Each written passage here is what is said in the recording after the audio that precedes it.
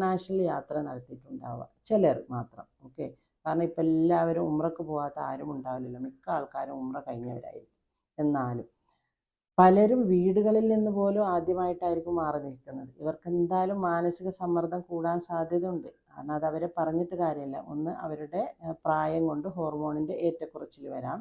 ആർത്തവ വിരാമം അടുത്തവരിൽ മാനസിക പ്രശ്നങ്ങൾക്ക് സാധ്യത കൂടുതലാണ്. ആർത്തവ വിരാമം കഴിഞ്ഞവരും അതുപോലെ തന്നെയാണ്.